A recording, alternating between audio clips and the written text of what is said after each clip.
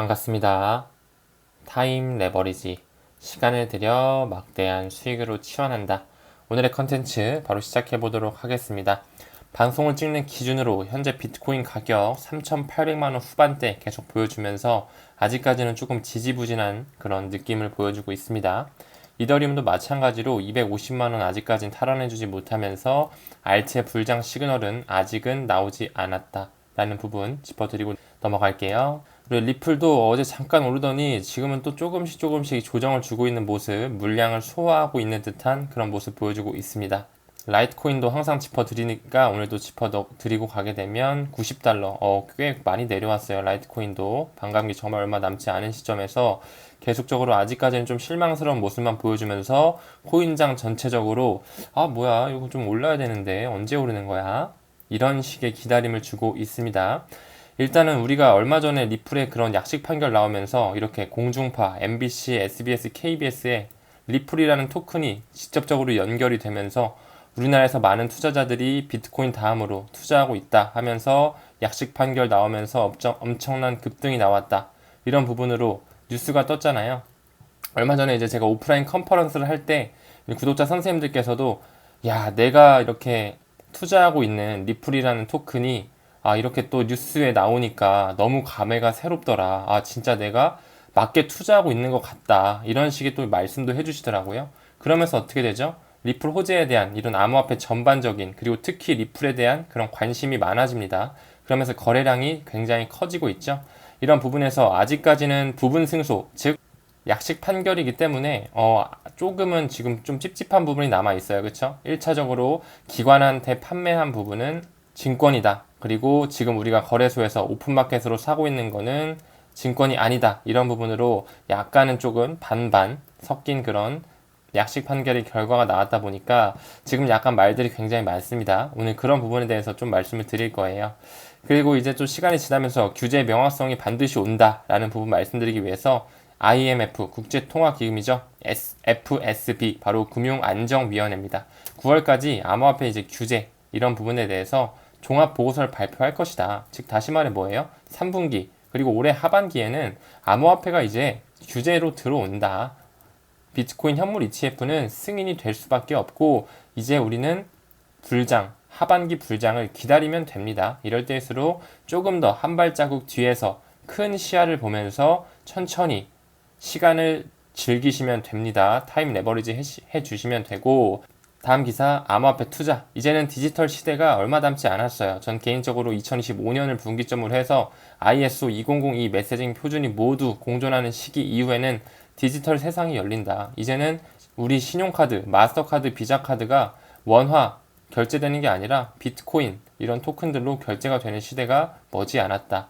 이미 영국에서는 마스터카드가 실제적으로 암호화폐 신용카드를 출시해서 파일럿 테스트 하고 있거든요. 이런 부분에서 이미 우리는 디지털 시대에 가기 싫어도 갈 수밖에 없다. 그렇기 때문에 이제 조기 개혁해야 되느냐 이런 또 기사들도 나오는 거겠죠. 이런 식으로 시대가 굉장히 빠르게 변하고 있습니다. 여러분도 잘 인지하실 거예요. 상반기 암호화폐 이제 범죄도 슬슬 없어져야겠죠. 범죄 피해액이 전년 대비 약 65% 정도 감소하면서 이제 슬슬 규제의 명확성도 나오면서 법제화가 되겠죠.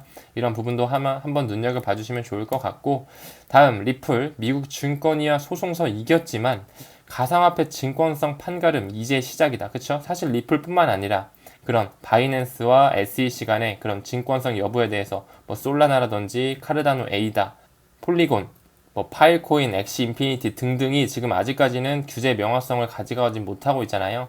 이런 부분도 이제는 시작이다. 이제 곧 이런 명확성이 나오면서 현물 비트코인 ETF의 승인이 나올 것이다. 이런 식으로 우리는 좀 바라봐 주셨으면 좋겠고 다음 기사 보겠습니다. 리플 약식 판결 나왔잖아요. 그쵸? 기관에 팔면 증권이고요. 거래소에 팔면 아닙니다. 즉 우리가 거래소에서 사는 것은 증권이 아니다. 이 부분에 좀 초점을 맞춰주시면 좋을 것 같고 이제 국내 2단계 입법도 서둘러야 된다. 이런 부분으로 나오는데 일단 우리가 하나씩 좀 짚고 넘어갑시다. 제가 지금 어느 정도 오늘 말씀드릴 거 좀 적어놨거든요. 다시 방금 그 기사를 봤을 때 기관에 팔면 증권이고 거래소에서 팔면 아니다. 이 부분 그대로 따왔습니다. 맞죠? 그대로 따왔고 이 부분에 있어서 우리가 생각의 확장 그리고 구독자 선생님들께서 궁금하실 수 있는 것들 실질적으로 제가 질문 받은 것들을 어느 정도 정리해서 말씀을 드릴 거예요. 자 일단은 부분 승소, 부분 패소가 일어났음에도 불구하고 이런 코인베이스라든지 크라켄, 미국의 대형 거래소에 상장된 것 자체가 어느 정도 합의 가능성이 농후하다라고 말씀을 드릴 수 있을 거예요. 그렇죠? 그리고 또 리플의 기업 공개 가능성도 없지 않습니다. IPO, 그렇죠? 이런 부분에서 대형 호재 가능성이 또 있다. 더 나아가서 그레이스케일, 세계 최대 암호화폐 신탁사죠. DCG 그룹과 연관도 돼 있고요. 이 부분에서 아직은 XRP는 없습니다. 스텔라 재단의 XLM은 있는데 XRP는 아직 없다. 이 부분도 리플이 어떻게 보면 가격적인 부분에서 더 오를 수 있는 아주 좋은 호재거리죠. 완전한 합의가 나올 것이다 라고 보고 있고요. 그 이외에 앞서 언급드렸던 SEC와 바이낸스, 그런 증권성 토큰 논란인 것들, 뭐 솔라나, 에이다, 폴리곤, 파일코인 등등의 이제 규제가 명확히 될 것이면서 2023년에는 암호화폐 시장의 제도권 수용이 일어날 것이다 라는 부분으로 큰 그림을 봐주시고, 그리고 또 페드나우가 7월에 출시가 되죠. 어느 정도 시간차가 있을 수 있다. 7월 말에서 8월 달 보고 있는데 웬만하면 7월 말에 나올 것 같아요. 지금 분위기 상으론. 그러면서 비트코인 현물 ETF 승이 날 것이다. 이런 식으로 지금 큰 그림으로 일단 봤고, 그럼 다시 이 부분에 본론으로 집중해서 그래서 이게 어떻게 된다는 거지? 합의가 날 것 같긴 한데 근데 앞으로 이런 에스크로 물량은 또 어떻게 되는 거지? 이런 식의 우리가 궁금증을 가질 수 있어요. 그렇죠? 기관 투자자들에게 지금 에스크로 물량이 매달 10억 개씩 풀리잖아요. 그렇죠? ODL 시스템에서 이런 통화 송금 브릿지 역할로 XRP를 실질적으로 사용하는데, 이 부분에 있어서 수수료가 XRP로 굉장히 싸고, 그리고 트랜잭션 속도가 매우 빠르고 블록체인 기반이다 보니까 정확하다라는 말씀을 드렸었고, 에스크로 물량으로서 매달 10억 개씩 은행에게 판매 및 대여가 이루어져요. 그렇죠? 은행은 근데 뭐예요? 기관이에요. 근데 이번에 부분 승소여가지고 기관에 팔면 증권이잖아. 근데 에스크로 물량 그럼 어떻게? 매달 10억 개씩 나가는데 뱅크한테 대여해주든 팔던지 하는데 이거 어떻게 할 거야? 그쵸? 이런 부분을 우리가 한번 생각해 볼 필요가 있다. 일단은 뭐 어떤 구독자 선생님께서는 지금 이제 2년 7개월 동안, 즉 다시 말해 2020년 말에 기소당한 이후에 2년 7개월 동안은 미국에 있는 은행에는 팔지 않았다 라면서 타 국가에 판매해서 괜찮다 이렇게 말씀하시는 분도 있는데, 그렇다고 해서 타 국가에 있는 금융회사들도 똑같은 기관이잖아요. 그렇죠?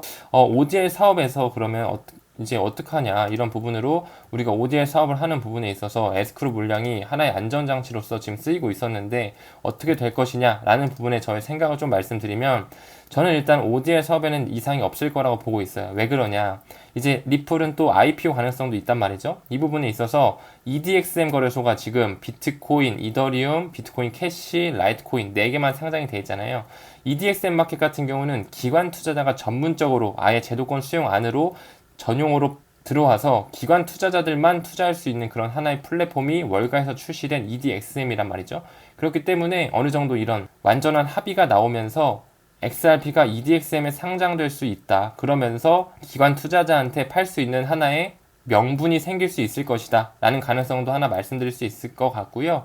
그리고 또 리플이 이제는 뭐 지금은 에스크로 물량을 매달 10억 개씩 뭐 은행에 대여를 해주든 판매를 하든 그런 식으로 하지만, 또 다른 루트로 직접적으로 그렇게 대여 및 판매 이루어지는 거 말고 간접적으로 무언가 새로운 마켓을 출시한다거나 새로운 어떤 루트를 통해서 기관들에게, 그런 은행 기관들에게 ODL 시스템에 문제가 없을 만한 그런 루트를 하나 뚫을 수 있다, 개척할 수 있다라는 가능성도 배제할 수는 없을 것 같고요. 또 마지막 하나 뭐죠? 소각 가능성. 지금 리플 같은 경우는 최대 공급량이 1000억 개고 시장 유통 물량이 약 530개 정도 된다, 30억 개 정도 된단 말이죠. 이 부분에서 지금 470억 개가 에스크로 물량으로 잠겨 있는데, 실질적으로 브래드 갈링하우스 리플의 CEO가 XRP의 그 에스크로 물량 소각 가능성을 배제하지 않고 있거든요. 이런 부분에서 오히려 그렇게 진짜로 소각을 해버린다면 우리 투자자들의 입장에서는 공급량이 줄어드는 거다 보니까 굉장한 또 가격 상승과 대형 호재로 올 수가 있겠죠. 이런 부분으로 리플은 그렇게 만만한 회사가 아니라는 부분, 그래서 너무 걱정하시기보다는 앞으로 규제가 어떻게 이루어지고 상황이 어떻게 좀 흘러가는지를 좀 천천히 지켜봐 주셨으면 좋겠다, 그런 스탠스로 바라봐 주시면서 본인의 수량에 집중하시면서 분할 매수 하시는 것을 추천드리겠습니다. 그렇기 때문에 우리가 지금 포커스 맞춰야 되는 것은, 지금 우리가 사고 있는 리플은 증권이 아니다, 이 부분에 좀 포커스를 맞춰 주시고, 그런 세력들이 낀 이런 코인베이스도 괜히 상장을 한 게 아닐 것이다 라는 부분을 말씀드리고 싶어요. 또 하나 넘어가서, 리플 진짜로 항소할 때는 게리 겐슬러는 이미 임기가 끝나서 이런 SEC, 미국 증권거래위원회에 없습니다. 그렇기 때문에 합의 가능성이 더더욱 높죠. 여기 잠깐 읽어보면 이런 결과가 나왔다면, 지금 약식 판결 결과가 나왔다면 앞으로 SEC가 합의 쪽으로 해결을 보려 할 가능성이 높다. 이 베럿은 리플 사건과 코인베이스 제소 모두 합의 가능성이 높아졌다고 생각한다. 그래야지만 톱니바퀴가 맞아 떨어진다. 그쵸? 왜냐? IMF에서도 9월달 정도에는 이제 국제적으로 암호화폐를 입법화 시키겠다, 규제안을 내겠다 하는 부분에 있어서 항소로 가면 다시 백을 하는 거죠. 이 부분이 아니라 이제 어느 정도 합의를 하면서 어느 정도 명확한 규제안이 나와서 현물 ETF가 승인이 돼야 되고 페드나우가 또 제대로 잘 작동이 돼야 된다. 그러면서 IMF, BIS 그런 국제기구에서 암호화폐를 실질적으로 제도권 수용하는 그 원년의 해가 2023년이 될 거기 때문에 이런 부분으로 합의할 가능성이 높다 라고 말씀드릴 수 있고, 양측이 모두 항소를 선택할 경우에도 시간은 암호화폐 기업들의 편이라고 설명했다. 왜? 시간이 지나면 지날수록 암호화폐는 계속적으로 제도권 수용으로 우리의 곁으로 다가오니까요. 마치 공중파 8시 뉴스에 리플이 방송된 것처럼요. 그쵸? 통상 항소심에는 1년 반 정도가 또 시간이 걸려요. 항소하는 데만. 리플 대 SEC의 첫 약식 판결은 2년이나 소모됐잖아요. 항소도 굉장히 시간이 많이 걸리거든요. 이런 부분에 있어서 톱니바퀴가 안 맞는 부분도 하나 우리가 생각을 해줄 필요가 있다. 그쵸? 그렇기 때문에 합의가 이루어질 것이다 라고 한 번 더 볼 수 있을 것 같고, 그는 SEC 위원장의 평균 임기가 약 3년이라고 지적했다. 리플 재판 항소심까지 게리 겐슬러가 SEC 위원장이 재판 지휘를 계속하지 못할 가능성이 굉장히 높다. 그렇기 때문에 게리 겐슬러는 이 문제가 해결되기 전에 위원장 측에서, 즉 SEC, 미국 증권거래위원회에서 이제 사라지고 또 다른 데로 가겠죠. 또 다른 데로 가서 어떻게 할까요? 암호화폐 친화적으로 갑자기 또 스탠스가 바뀌겠죠. 왜? 지금까지는 세력들의 꼭두각시 역할만 했으니까. 그쵸? 이런 부분 한번 여유 있게 바라보자고요. 우리는 어느 정도 큰 그림을 보면서 2023년은 또 그렇게 흘러가겠구나. IMF, BIS 그런 국제 기구들이 이제는 암호화폐를 실질적으로 제도화를 시켜서 안정권에 접어들게 하겠구나. 이런 식으로 좀 봐주시면 좋을 것 같아요. XRP가 지금 현재 시가총액 기준으로 다시 4위를 탈환하면서 지금 BNB 코인이랑 엎치락 뒤치락 계속적으로 하고 있습니다. 그쵸? 시가총액 잠깐 보더라도 얼마 차이가 안 나는 부분, 그쵸? 얼마 차이가 나지 않습니다. 그렇기 때문에 저는 개인적으로 얼른 페드나우가 출시되면서 규제 명확성이 나오면서 이 바로 테더를 넘어서 이 이더리움 목끝까지 차오르는 그 시가총액 3등의 모습을 굉장히 기다리고 있습니다. 여러분들도 3등이 왔을 때 또 타임 레버리지 영상 보시면서 진짜 3등까지 왔구나. 이제 또 그 다음은 이더리움 차례고 또 엄청난 미래가 될 수 있겠지만 그 다음은 또 1위 자리까지 올 수 있지 않을까. 저는 개인적으로도 그렇게 보고도 있습니다. 그렇게 우리는 7월에 출시될 그 페드나우 그 기점으로 과연 어떻게 또 진권성 여부가 잘 판결이 될지 이 부분을 좀 굉장히 주시하면서 지켜볼 필요가 있습니다. 그 부분의 일환으로 하나의 기사 좀 보고 가겠습니다. 리플, 국경 간 결제 혁신을 위한 미국 FPC 그리고 청산소 지원을 획득했다. 이 부분에 있어서 오늘 FPC와 청산소 확실히 알고 넘어가겠습니다. 밑으로 내려가서 미국의 FPC는 국경 간 지불 효율성을 개선한 리플 그리고 XRP를 인정했다. 그 FPC라는 곳은 뭐냐? 바로 미국의 신속결제위원회 Faster Payment Council의 약자로 그 미국의 Faster Payment Council 신속결제위원회가 국경 간 지불에 있어서 XRP를 인정했구나. 리플의 XRP는 국내 화폐 간의 가교 역할을 하며, 그쵸? 굉장히 중요합니다. 거래 속도 또한 향상시키겠죠. 왜? 트랜잭션 속도가 굉장히 빠르고 가교 역할은 왜 할까요? 스위프트 2.0의 망을 모두 깔아놨고 혁신적인 ODL 시스템을 가지고 있기 때문에 그렇죠.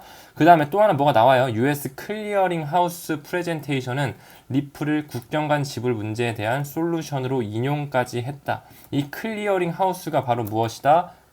바로 클리어링 하우스가 무엇이다? 번역을 하게 되면 얘가 청산소였어? 오케이. 그러면 한마디로 미국의 신속결제위원회랑 이 클리어링 하우스, 이 청산소 애들이 확실하게 리플을 갖다가 이제 지원을 했구나. 이런 부분으로 해석을 해주시면 되겠죠. 조금만 더 읽어볼게요. 리플과 기본 디지털 자산인 XRP는 미국의 Faster Payment Council, 미국에 또 이런 기관이 있었구나, 신속 결제 위원회가 있었구나 로부터 국경 간 결제 부문을 향상시키는 도구로 인정을 받았습니다. FPC는 국제 거래의 속도와 비용 효율성 개선에 대한 리플의 기여를 강조했습니다. FPC에 대해서 완전하게 지금 인정을 받아버렸어요. 그쵸? 2021년에 발표된 크로스보더 Faster Payment White Paper에서 FPC는 보다 효율적인 국경 간 결제를 위한 핵심 전제 조건을 설명하고 속도, 비용 효율성, 편제성, 투명성, 위험 감소의 필요성을 강조했다. 리플의 솔루션은 이러한 모든 상자를 확인하면서 FPC의 관심을 끌었고, 이 부분에 있어서 이에 대한 리플의 접근 방식에 주목하여 업계 브랜드의 혁신적인 역할을 조명했다라고 나오고 있습니다. 이 트위터 하나 보고 가게 되면 이 클리어링 하우스라는 청산소에서 미국의 클리어링 하우스 프레젠테이션에서 리플과 스텔라를 국경 간 결제 문제 해결로 인용했다. 리플은 도매용 CBDC고요. 스텔라 재단의 스텔라 루멘은 소매용 CBDC다. 이런 부분 계속적으로 언급을 드렸었어요. 그쵸? 미래는 정해져 있다. FPC 잠깐 봤더니 Fast Payment Council, 미국의 신속결제위원회는 미국인들이 언제 어디서나 거의 즉각적인 자금 가용성으로 안전하고 확실하게 누구에게나 지불을 할 수 있는 그런 세계적 수준의 지불 시스템을 비전으로 하는 업계 주도의 회원 조직이다. 이런 부분에서 리플과 연관이 되어 있으면 참 좋겠다는 생각을 들었습니다. 그렇죠? FPC의 임원진 이사회들을 좀 봤거든요. 이사회를 봤더니 제가 따로 발췌를 해놨습니다. 내려가 봤더니 FPC 신속결제위원회 공식 홈페이지에서 따왔고요. 리플의 팻 텔린이 있고요. 또 하나 리플의 제임스 셀릭이 자리 잡고 있더라. 이미 FPC, 미국의 신속결제위원회랑 리플이랑 깊숙하게 연관이 되어 있었구나 라는 부분을 알고 계셔 주시면 되고, 또 한 가지 볼까요? 미국뿐만 아니라 유럽에도 이런 결제위원회가 있어요. 바로 유로피안 페이먼트 카운슬. 미국에는 FPC, Faster Payment Council이 있다면 유럽에는 EPC, 유로피안 페이먼트 카운슬, 이미 얘는 ISO 20022를 통해 등록 관리 그룹으로 리플렛이랑 손을 잡고 있더라. 그런데 뿐만 아니라 미국에 있는 페드나우 출시를 하기 위한 청산소 그리고 신속결제위원회랑 이미 또 리플이랑 연관이 돼 있더라. 이렇게 좀 해석을 해주시면 되겠습니다. 그리고 또 클리어링하우스 잠깐 볼까요? 클리어링하우스는 역사가 엄청나게 깊네요. 1853년에 설립된 가장 큰 산업은행이 소유한 은행협회 그리고 결제회사다. 그럼 한마디로 미국은 보니까 그쵸? FPC 신속결제위원회랑 클리어링 하우스, 그쵸? 클리어링 하우스랑 그리고 또 뭐가 있을까요? 달러 디지털 프로젝트, 이전 영상에서 말씀드렸습니다. 엑센추어도 굉장히 연관이 있죠. 달러 디지털 프로젝트랑 해가지고 다 같이 해서 리플렛이 굉장히 깊숙하게 연루가 되어 있는 그런 페드나우 출시를 하겠구나, 그런 부분에서 리플렛의 기술이 쓰였구나 라는 부분을 알고 계셔 주시면 되는 겁니다. 그렇기 때문에 지금 더 클리어링 하우스 오너 뱅커 한번 보고 가야겠죠. 굉장히 우리가 많이 봤던 그런 은행들이 나오더라. 이런 부분으로 또 잠깐 해석을 해드리자면, 그쵸? 그대로 가져왔고, 클리어링 하우스 오너 뱅크들 그대로 가져왔어요. 그쵸? 우리가 기득권 최종에서 봤던 은행들이 몇 개 보여요. 기득권 최종 다시 한번 보고 갈게요. 이번에 쭉 살짝 업데이트 했습니다. 4대 회계 법인도 넣어놨고요. CME, CBOE 뿐만 아니라 인터컨티넨털 익스체인지, 그 3대 거래소 기득권 세력이라고 당연히 봐야겠죠. 이 부분 넣어놨고, 국제기구들 한 군데 좀 몰아놨어요. IMF, 월드뱅크, WB, BIS 국제결제은행, 여기 플러스로 ADB, 아시안 개발은행까지 들어갈 수 있겠죠. 플러스로 미국 연방준비제도 위로 올렸고요. 원래 여기 SEC 마크가 있었는데 연준을 넣어놨습니다. 왜? 리플이 이제 이겼으니까. 그렇게 갔고, 여기에는 이제 또 뭐가 있을까요? 당연히 세계 기득권 세력들, 금권 세력들이 또 엄청나게 포진이 돼 있죠.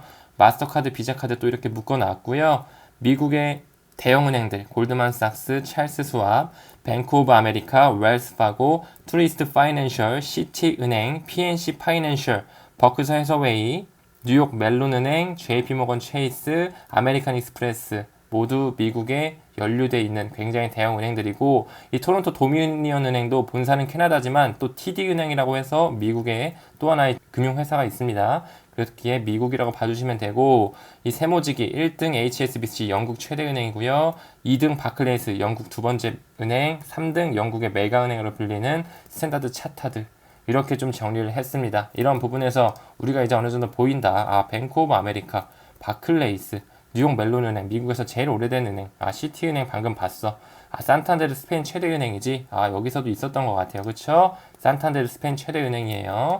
PNC뱅크 봤고, HSBC도 봤고요. 그쵸? 트루이스트도 봤고, TD, 토론토 도미니언 은행, JP모건 체이스 당연히 있어야겠죠. 독일의 최대 은행 도이치뱅크도 있고요. 웰스 파고까지. 그쵸? 이런 부분으로 우리가 다 어느 정도 이제 봤던 것들이 눈에 보이더라. 그런 부분으로 좀 봐주시면 되고, 굉장히 큰 클리어링 하우스도 이제 리플을 인정했다 라는 부분으로 좀 알아주시면 되고, 전 또 그냥 못 넘어가잖아요. 그쵸? 무슨 은행인지 다 찾아봤더니 다 미국의 엄청난 은행들이더라.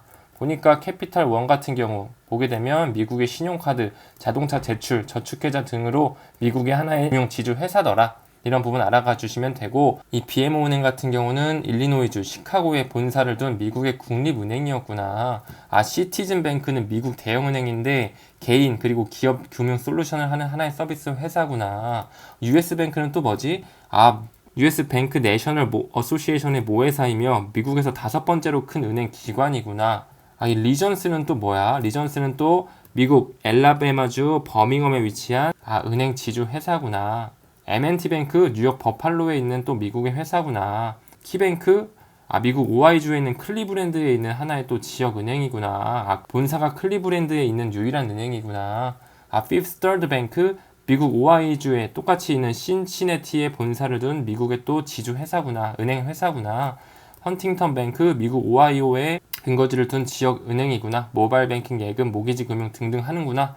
이런 식으로 가주시면 된다. 그렇게 페드나우를 결성하는 부분에 있어서 FPC, Faster Payment Council, 미국의 신속결제위원회, 그리고 클리어링 하우스, 금권세력의 총집합체인 이 청산소가 모두 다 리플을 인정했구나. 플러스로 DDP라고 해서 디지털 달러 프로젝트 역시나 프로젝트 파트너로서 엑센추어가 연관이 돼 있구나. 엑센추어 역시나 뱅가드 포럼을 통해 자금줄이 엑센추어로 가서 리플과 연관이 돼 있었구나. 이런 부분으로 봐주실 수 있습니다. 테메노스도 마찬가지로 자금줄이 테메노스로 가서 리플로 갔구나. 그래가지고 페드나우 출시할 때 테메노스가 여기 있어가지고 리플넷이랑 연관이 돼 있었구나. 이 네 가지 모든 회사가 리플넷과 이미 파트너십을 맺고 있습니다. 이런 부분으로 퍼즐을 맞출 수 있구나 라고 생각을 해주시면 됩니다. 그렇기 때문에 페드나우가 출시되는 게 7월이 될지 8월이 될지 모르겠지만 모두 리플을 이미 인정을 했고 리플과 연관이 돼 있는 그런 기관들이구나 말씀드렸고, EPC 이거는 하나의 참고 사항이고요. 유로피언 페이먼트 카운실 영국 결제위원회도 역시나 ISO 2002 기구들의 굉장히 영향력 있는 그룹인 RMG 그룹으로 들어와 있었구나 라는 부분으로 참고사항으로 봐주시면 됩니다. 그럼 이런 기사를 볼 때 이제는 모든 게 다 해석이 될 거예요. XRP 가격 촉매라고 해서 페드나우 테스트 완료로 리플 그리고 XRP에 대한 유망한 전망 제공한다. 클라우드 결제 리더이자 리플 파트너인 볼란테 테크놀로지, 이제 또 볼란테 테크놀로지가 페드나우랑 손을 잡았죠. 미국 연방준비은행의 즉시 결제 시스템인 페드나우에 대한 파일럿 테스트를 완료했다. 업계 지지자들은 페드나우가 리플과 파트너 시스템에서 작업할 것처럼 XRP와 리플에 간접적으로 도움이 될 것이라고 주장을 하고 있다. 이런 부분에서 이미 다 리플과 연관이 되어 있다라고 말씀을 드렸고, 조금만 더 말할까요? 리플의 파트너사인 ACI 월드와이드, 볼란테 테크놀로지, 핀네스트라는 미국 연방준비은행의 즉시 지불 시스템인 페드나우 개발에 적극적으로 참여해 왔다. 파트너 중 클라우드 결제 리더인 이 볼란테 테크놀로지는 시스템의 파일럿 단계를 성공적으로 수행하기 위해 저명한 보관은행과 협력해 왔습니다. 두 그룹은 은행이 새로운 네트워크에 적용할 수 있도록 보내기, 받기, 이런 트랜잭션들, 은행 간 이체 등을 테스트했다. 페드나우 네트워크는 2023년 7월 20일, 지금 약간 힌트를 주고 있어요. 시간차가 있을 수 있다는 여유를 즐깁시다. 첫 선을 보일 예정입니다. 금융기관은 볼란테를 통해 페드나우 네트워크에 대한 연결 기능을 테스트하고 즉시 결제 서비스를 제공할 수 있다. 여기도 나오네요. 미국의 FPC 신속결제위원회 전무이사가 다음과 같이 이야기했다. 이러면서 즉시 결제 여정을 시작하는 은행을 위해 볼란테 테크놀로지는 혁신적인 솔루션과 전문 지식을 제공하는 확고한 파트너다.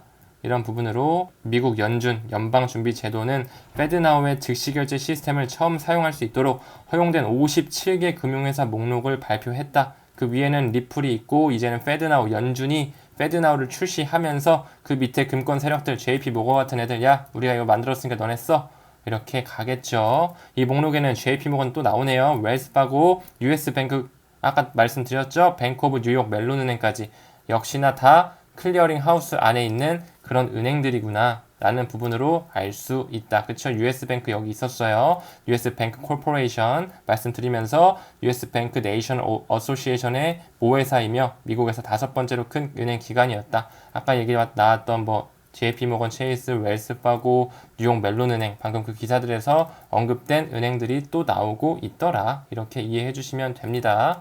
그렇기 때문에 다시 리플의 파트너는 어디요? ACI 월드와이드, 볼란테 테크놀로지, 피네스트라가 페드나우와 같이 한다라는 부분에 있어서도 그래서 이게 나왔었구나. 이 모식도가 나왔었구나.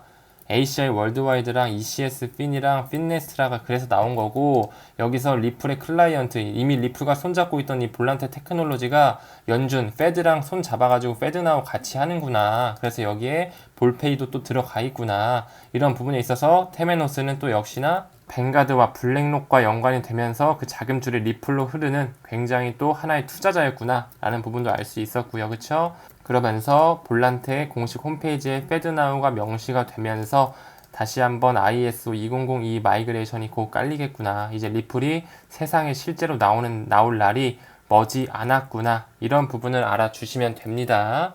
또 재밌는 거는 이 ADN이라는 네덜란드의 글로벌 결제 플랫폼 기업이거든요. 이 페드나우의 하나의 인증을 받은 회사가 탄생이 됐습니다. 이 ADN, 페드나우의 인증을 축하합니다 하면서 굉장히 따끈따끈한 소식인데요. 연준의 즉시 지불 인프라인 이 페드나우를 활용하는 테스트를 완료해서 인증을 받은 최초의 기업, 하나의 최초의 결제 회사 플랫폼 기업이 하나 출시가 된 게 ADN이구나. ADN의 앞으로의 행적을 잘 봐야겠구나.